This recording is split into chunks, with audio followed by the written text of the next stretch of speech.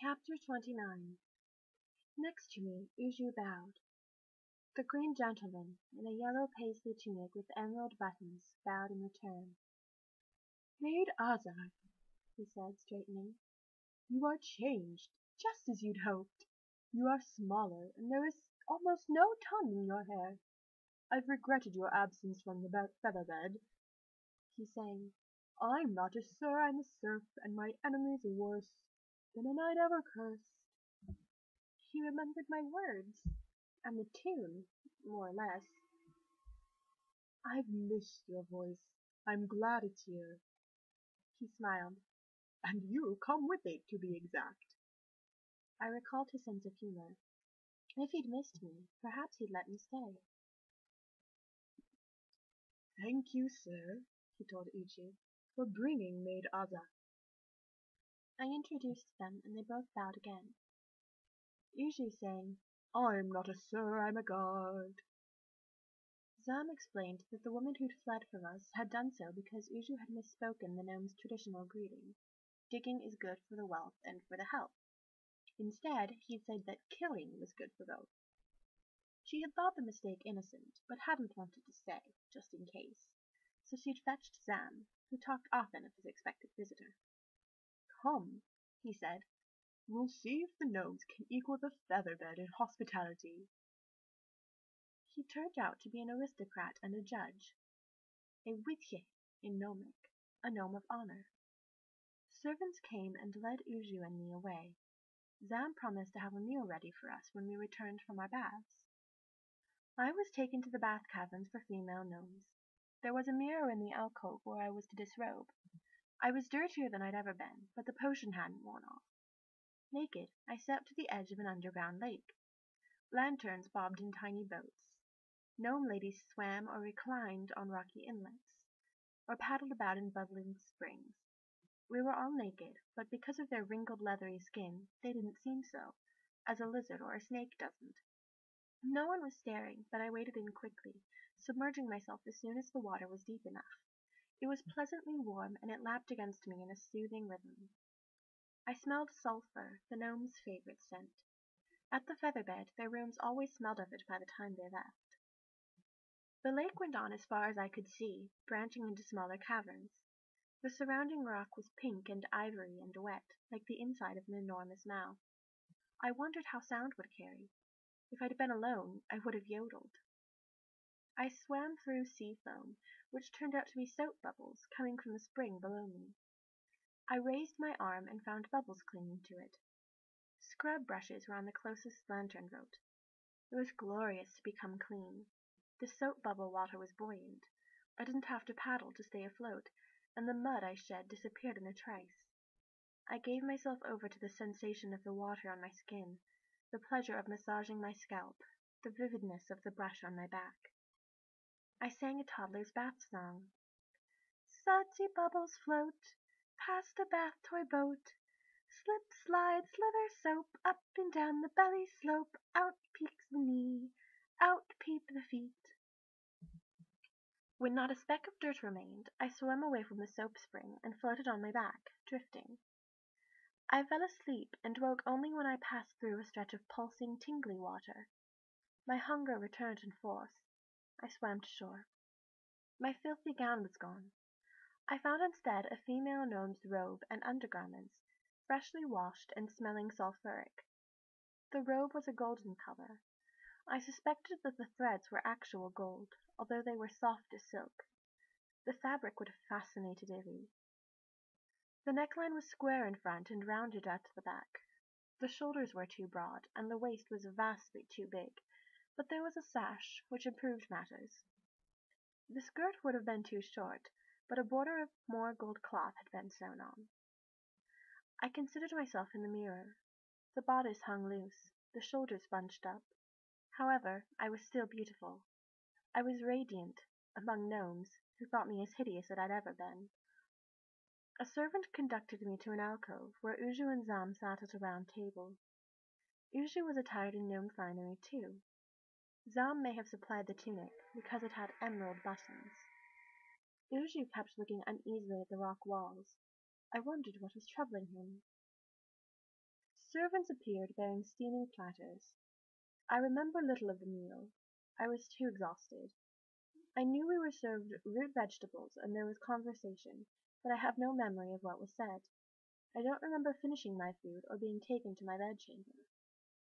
When I awoke, the room was dark. I didn't know where I was. After a few moments, I remembered. Oh yes, gnome caverns. I was in exile. I wondered what was taking place in Aortha.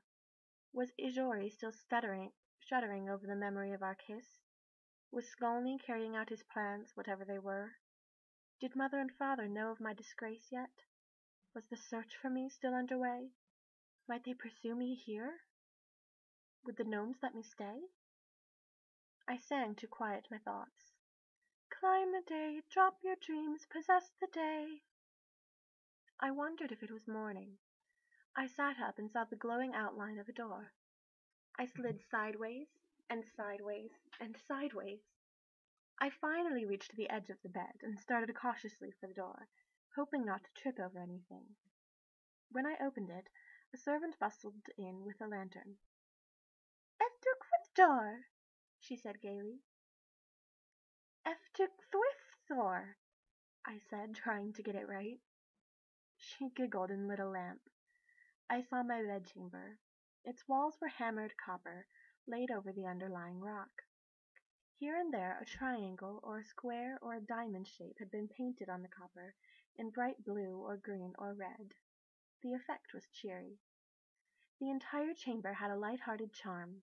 There was a yellow rocking chair, a pink bureau, and a blue and white table. Atop the bureau was a bowl of colored stones, amber, blue, violet. I wondered if they were pebbles or gems. There was no fireplace. It always seemed comfortably cool down here. The maid said slowly and carefully, "Dress you. After you widi zam take." She curtsied and left the room. Another gnome's gown had been spread out on an easy chair. After I dressed, the maid led me through a maze of carpeted tunnel to an open door. I entered a cozy parlor.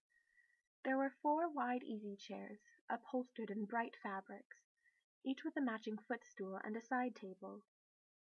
The legs of the tables, chairs, and footstools were set with stones. On each table was a bowl of pebbles or gems like the one in my chamber. A low table was heaped with books. A circular hooked rug extended almost to the cavern walls. The walls were alive with glow iron, making the chamber as bright as could be without sunlight. Zam came in through a door across the room. "Good morning, Maid Azak." It was morning then. "Good morning, Wajie Zam." "Oh, my title." He led me to a chair. "They are bringing breakfast." "I'm the chambermaid. I should be waiting on you." "Not here. Here you are my guest." Breakfast arrived on a tray. Raw carrots, carrot puree, and glistening candied carrots. To the side was a tumbler of orange liquid. There were also 2 cups and a silver ostumo pot. Zam said he'd eaten earlier. He indicated my meal. "Carrots done 3 ways, and carrot juice and ostumo. We gnomes have come to enjoy your ostumo. It's a delicacy, to be exact." I poured the ostumo for both of us. The color was right, but the smell was sharp. He sipped his and looked satisfied. I sipped mine and began to cough. He put down his cup. "I see we haven't quite got it right yet. The carrot juice will be excellent, however." It was, and the other carrot preparations were tasty too. I felt guilty for wishing for a muffin. "Where is Urju?" "He set out for Antio at dawn. He said he disliked being underground. Do you mind it?" I shook my head. I didn't mind it at all. This was nothing like the dungeon at Antio. "Good. Few humans are able to remain here as long as you already have." Did this mean I could stay? It's cozy. "That is how we feel. But God Uzu wouldn't even wait for you to awaken. We gave him a centaur to ride when he left." The prediction! I said. Yes. The gnome who made it must have been thinking of God Ushu's age in gnome years. Oh. Before leaving, he promised to convince your pursuers of your death. Good. But would word reach Mother and Father? Sam, would someone be able to deliver a letter to my parents? He inclined his head. I'll see to it. After I finished eating, he said, You are in danger, as I foresaw. Tell me what brought you here. Perhaps a gnome can help. No one could help.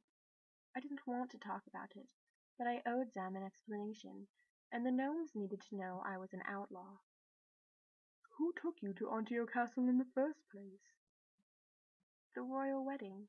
I told him everything, about the ceremony, the composing game with the Jori, meeting Ivy, the centaurs.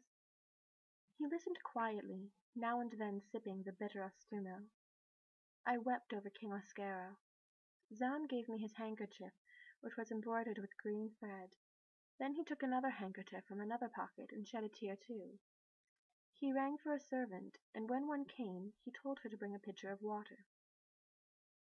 The water arrived, and I continued my tale. Zam kept my glass full. When I told him about illusing for Ivy, he asked me to demonstrate. I illused Uju's voice coming from the air above one of the chairs. The voice sang songs from a traveling song. The hills rise and fall, worn up and down by foreign feet. Signs of home abound, the sky, the weeds. Superb, Sam said. How is it done? I explained. No one else can do it, I added. Perhaps my birth family would be able to. The innkeepers are not your true parents? I thought everyone who visited the featherbed knew. They're my true parents, but not my birth parents. I see. Now, let me try this illusing. He tried and failed, and tried again. He said, I have it now, and failed again. He tried twice more, and then his voice came from somewhere over the low table. Marvelous, to be exact, it said. He clapped his hands. How could he illuse, when Mother and Sir Ulu, the best singers I knew, had failed? Thank you for showing me, Maid Azak. This came from the ceiling.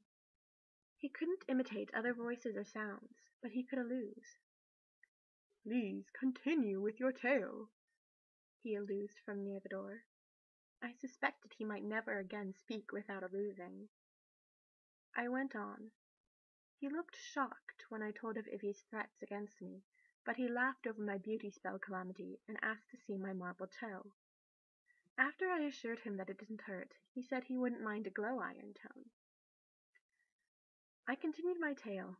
I mentioned my friendship with Jori and said that he'd kiss me, but I told it in as offhand a manner as I could. I broke down again when I reached my final night in the castle. I had to wait before I could relate Sir Ulu's accusations against me and Ivy's lies. Then they tied my hands together and gagged me. Sam, it's terrible for a singer to be gagged. I finished the tale, feeling tired enough for another night's sleep. He was silent, his hands folded in his lap, his head bent. Such a sympathetic silence it was. It took in my grief and misery, and didn't try to put a bright face on what had happened.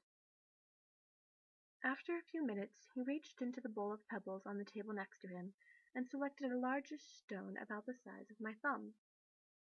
He came to my chair and showed it to me. What do you see? A rock? What color is it? Dull black.